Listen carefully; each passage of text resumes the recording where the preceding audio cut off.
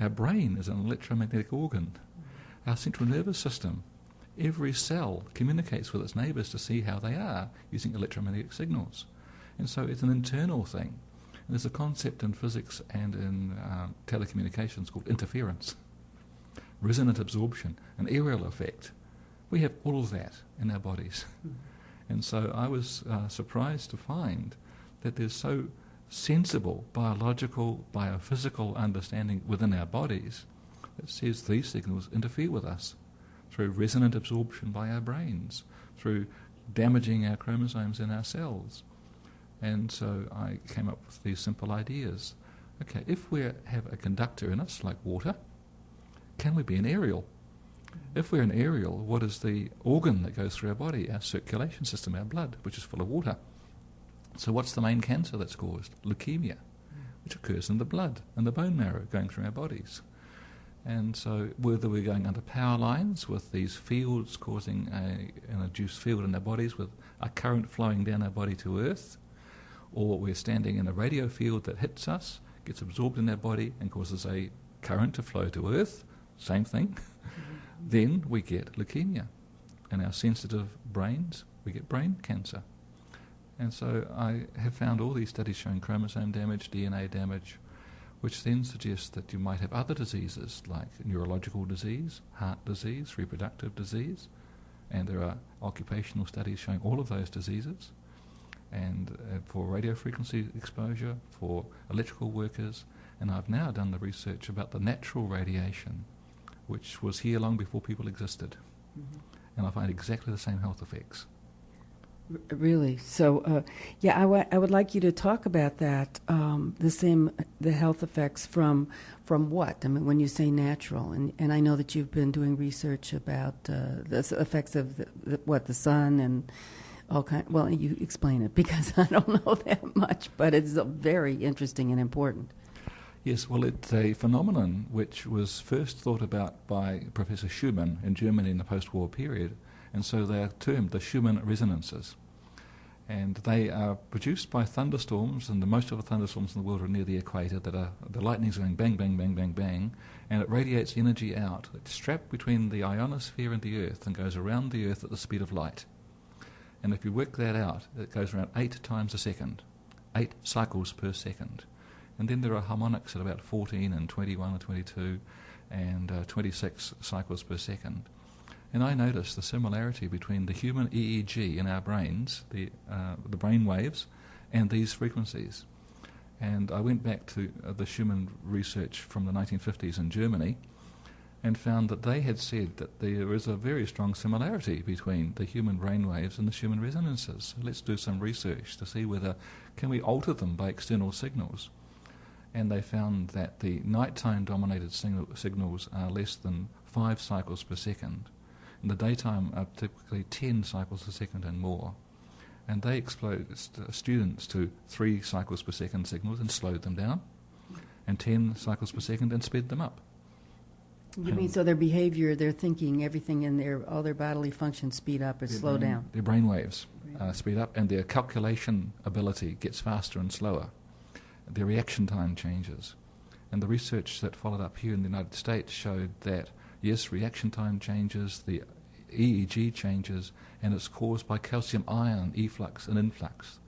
And calcium ions control the neurotransmitters in the brain, form the EEG patterns, are well organized if you're thinking well, and they're well organized at these frequencies. And if you expose the brain to these frequencies, you alter the calcium ions, and therefore alter the brain patterns.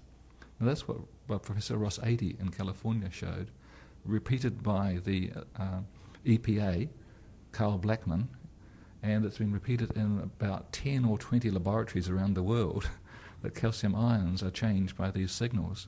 So it's very well established, and it makes a lot of sense in terms of physics and biology. So the frequencies match, and the cells react and change their behavior, which changes the brain pattern, the reaction time.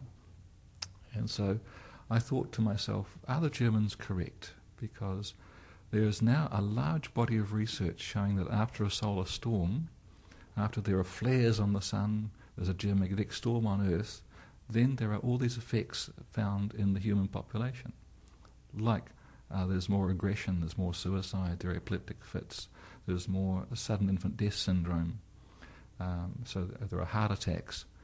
So it goes through the spectrum, and there's an undulation in the sunspot cycle of 11 years. So you can find that undulation in the suicide rate. You can find it in the benign breast cancer rate. So I thought, how can spots on the sun cause cancer on Earth, or cot death, or sudden infant death syndrome on Earth? And is it something that biology talks about, which is homeostasis? Is there a natural level that if you go up above it, you cause problems in the vulnerable, or if you go down, you cause problems in the vulnerable, which would suggest that there is a tuning into the signal. And that's what the Germans were saying. This signal synchronizes the timing of our brains. I said, well, if that's the case, then if it changes, it might change our hormones.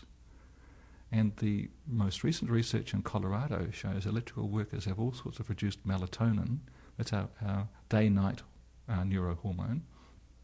It works with the serotonin. Serotonin is the daytime hormone, melatonin the nighttime hormone. They showed that electrical workers had reduced melatonin, and when they used their cell phones, they had reduced melatonin, and they found this undulation which didn't relate to any of those factors. So they related it to geomagnetic activity, the solar activity effect on the ionosphere and our magnetic field. And that showed the higher the geomagnetic activity, the lower the melatonin in those workers. And a dose response, which is a very strong connection.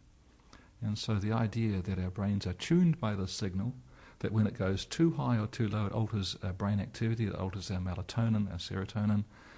That means that all the things that our daily cycle changes, you go to sleep, your brain slows down, your heart slows down, your breathing slows down, your stomach slows down, because it's connected to your body by the serotonin melatonin system.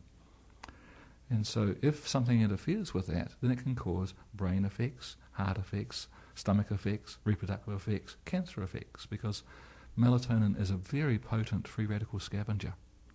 So if it's reduced, it can cause cancer and all those other effects. And so the research confirms it. And then I said, if that's true, then in occupational exposures that are 1,000 times higher to 1,000,000 times higher, the same effects should be found, and they are.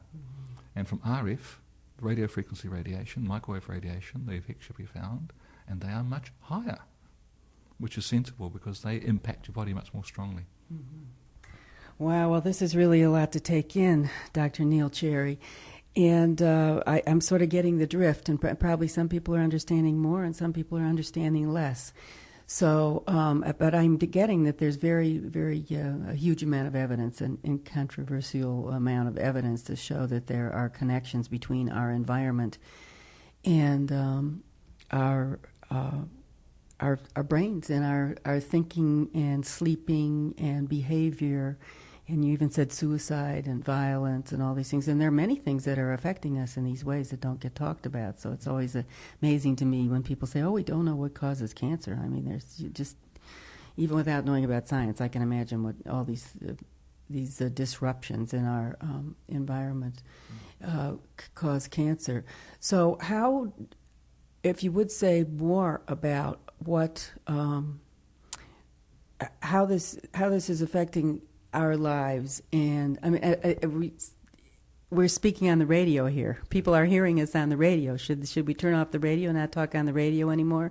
I've always heard that sunspots affect shortwave reception, and it didn't mean a thing to me. But so I guess in the short time we have, we can only say that there's just a lot of, besides what you've already explained, that there's a lot of connections between these things, and then there's the political aspect and the health aspect that doesn't get paid attention to. So if you could talk a little bit about that and leave some time about what you think we could do instead, because I know that you work with solar energy and wind energy and have some ideas about what how we can do it differently, so it will be not bad for our health.